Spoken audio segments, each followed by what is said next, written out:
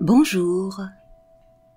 On sait rarement par quoi commencer et comment se remettre à l'endroit lorsqu'on a eu la malchance de se trouver prisonnier des griffes d'un pervers narcissique. On croit souvent que ça n'arrive qu'aux autres, mais d'une façon ou d'une autre, chacun d'entre nous peut être confronté à un individu manipulateur, malveillant et maltraitant, si cela est nécessaire à son évolution. Nous sommes nombreux à voir ce genre d'individus dans notre famille ou dans notre entourage. Il est toujours temps de s'en libérer et de couper les liens toxiques qui nous unissent. Il y a plusieurs sortes de pervers et de manipulateurs.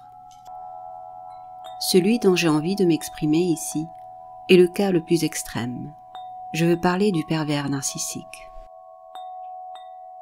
Le cas du pervers narcissique reste spécifique, car n'est pas pervers narcissique qui veut, bien que ce soit dans l'air du temps et à la mode. Le pervers narcissique peut être un homme, une femme et parfois même un enfant. Ce personnage cupide, malhonnête et amoral sévit dans tous les milieux. Il sait comment jouer avec les apparences pour amadouer son auditoire.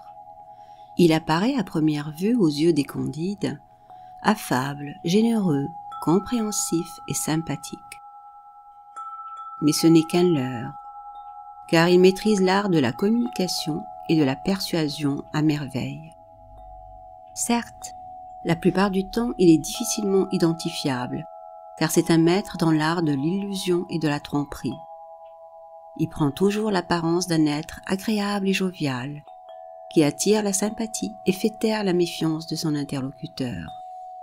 Son langage est souvent mielleux et ses gestes sont d'apparence affable et aimable. Il peut chercher à éviter le regard de l'autre, ou le soutenir effrontément avec insistance pour asseoir sa domination. C'est un maltraitant psychologique, un vampire énergétique et parfois, hélas, aussi un agresseur physique. Ce personnage n'éprouve aucun dilemme moral, aucun état d'âme quant à ses agissements. Il considère son prochain comme un inférieur, un sous-humain uniquement là pour le servir. Ça peut paraître un peu exagéré, n'est-ce pas? Mais c'est un parfait stratège qui fait en sorte de gagner la confiance de sa victime en imposant sournoisement ses désirs et sa vision des choses. Tous les moyens sont bons pour obtenir ce qu'il veut. Il peut trouver sa proie au sein de sa propre famille, au travail, dans le couple, dans le cercle amical, etc. Il a le chic de faire croire à sa victime qu'il sera toujours là pour elle, qu'elle peut compter sur lui et que sans lui, il n'y a point de salut. Enfermée dans une tour d'ivoire qui peut s'écrouler à la première occasion, la victime consent à la maltraitance jusqu'à l'heure de son réveil. Mais la chute peut être rude. Le manipulateur pervers est un malade qui s'ignore. Il ne se remet jamais en question, car il est persuadé d'avoir toujours raison et de détenir la vérité. Pour tromper son monde et avoir emprise sur lui, il lui arrive de se poser en victime. En vérité, il est victime de sa propre perversion. Il ne se connaît pas et n'a aucune idée de qui il est en réalité. Évidemment, il n'aime personne, car il ne s'aime pas lui-même. Tout l'amour qu'il peut recevoir des gens qui l'entourent glisse sur lui et ne touche jamais son cœur cadenassé. Car les clés de son cœur sont cachées sous les épaisseurs de sa froideur et de son orgueil démesuré. C'est un prédateur qui s'est construit sur des bases défectueuses et égocentriques. Un séducteur né qui a besoin d'être adulé et glorifié. À ses yeux, sa ou ses victimes sont des esclaves créés pour le servir et répondre à ses moindres besoins. Il sait sur qui mettre le grappin pour tirer profit de sa naïveté, de sa sensibilité et probablement de son humanité. Il choisit toujours une personne confiante et ouverte, capable de succomber à son charme sans se méfier. La proie qui se laisse prendre à son jeu ressent inconsciemment le vide intérieur de son bourreau. Cela fait écho à son propre mal-être et l'entraîne dans le piège sans qu'elle puisse le voir venir. Car bien évidemment, le pervers narcissique ne dévoile jamais ses plans. Il est même probable qu'il soit lui-même victime de ce qui se trame dans les abysses de son subconscient. Quoi qu'il en soit, plus le pervers manque de confiance en lui, plus il utilise de subterfuges pour alpaguer sa victime. Et pour mieux la garder sous sa coupe, il peut faire en sorte de l'isoler de sa famille et de ses propres amis. Il peut détourner ses proches d'elle, en les prenant pour témoins de ses maladresses, ou en leur racontant des mensonges éhontés à son propos. Tout est bon pour arriver à ses fins. Il n'y a pas de limite à sa perversité. L'essentiel pour lui est d'obtenir ce qu'il veut, quitte à détruire son prochain, et peu importe qui soit son père, sa mère, son frère, sa sœur, son enfant, son amoureux, son ami, etc.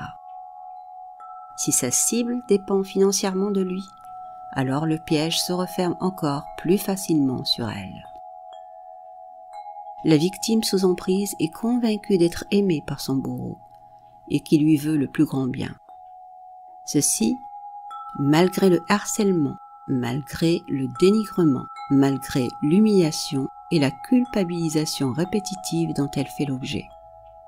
Et lorsqu'une lueur de lucidité voit le jour dans son esprit, la peur est telle qu'elle repousse la clarté aussitôt. Elle refuse cet éclair de lucidité de peur de déplaire à son bourreau et d'être rejetée.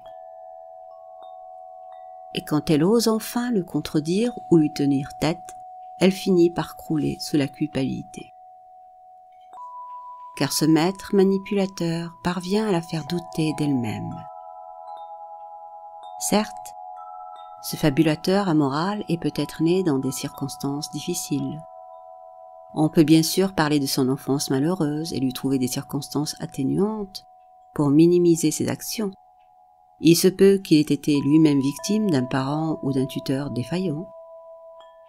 Il se peut qu'il ait été maltraité et abusé, qu'il porte un lourd héritage transgénérationnel, qu'il ait manqué d'amour et de tendresse. On peut lui trouver beaucoup d'excuses pour expliquer son comportement et donner du sens à son ignominie et à son immaturité affective, psychique et spirituelle. Mais ces conditions passées ne lui confèrent aucun droit sur la vie des autres.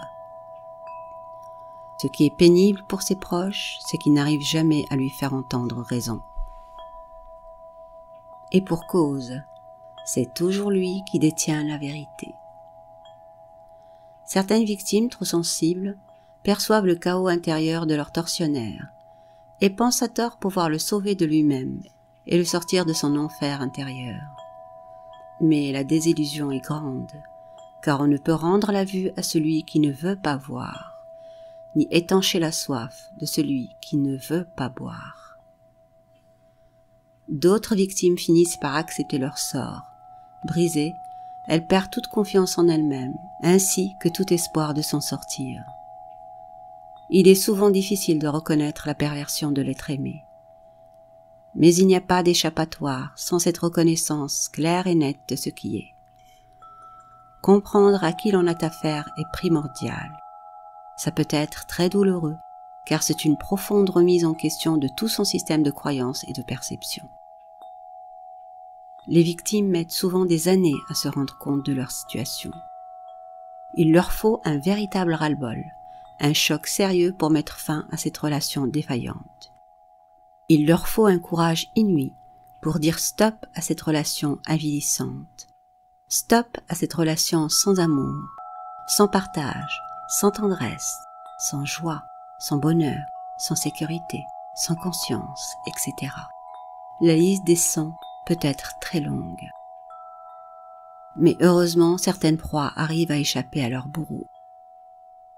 Il arrive qu'elles prennent conscience de l'état réel de la relation qu'elles vivent avec leur tortionnaire. Une fois qu'elles se rendent compte qu'elles sont en présence d'un manipulateur, elles s'affranchissent en agissant en toute connaissance de cause. L'essentiel à ce moment-là et d'éviter de rentrer dans la danse d'accorder une énième chance. Car pour réussir à quitter véritablement la relation, il faut rompre tout contact avec cet être immoral. Le jeu est biaisé d'avance si on lui accorde le moindre crédit, car il aura toujours le dernier mot. Il est incapable de voir ses torts, donc incapable de se remettre en question et de reconnaître ses dysfonctionnements. Parfois, il peut être nécessaire de passer par la justice pour l'arrêter. Il peut être nécessaire de dénoncer ses agissements à grande échelle.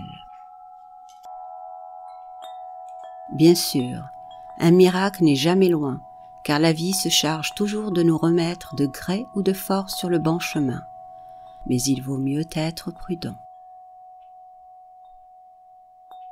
Il est préférable de se préserver et de prendre le large, que de repartir encore pour un tour dans le manège de la soumission et de la souffrance.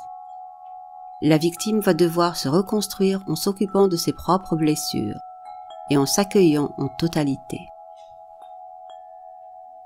Elle aura à se pardonner à elle-même de s'être laissée tomber dans les filets d'un être aussi machiavélique, se pardonner d'avoir accepté parfois l'inacceptable et prendre conscience que sa soumission passée n'est pas le fruit du hasard.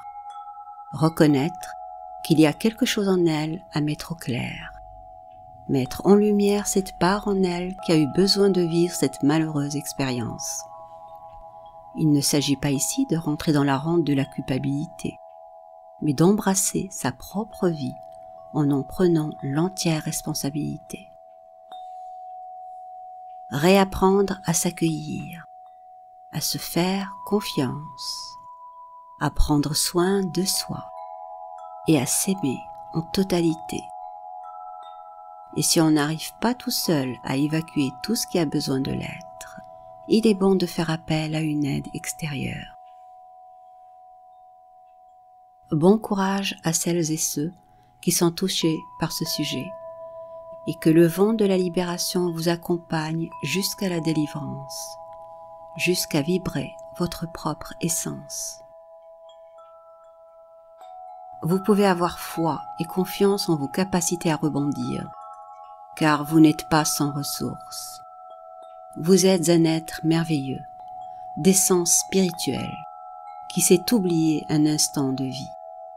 Vous êtes un être extraordinaire, qui peut tout reprendre en main et vibrer sur sa propre fréquence lumineuse. Le premier pas pour se libérer est toujours le plus délicat. Le reste vient tout naturellement. Merci de prendre bien soin de vous, car vous êtes précieux. À bientôt.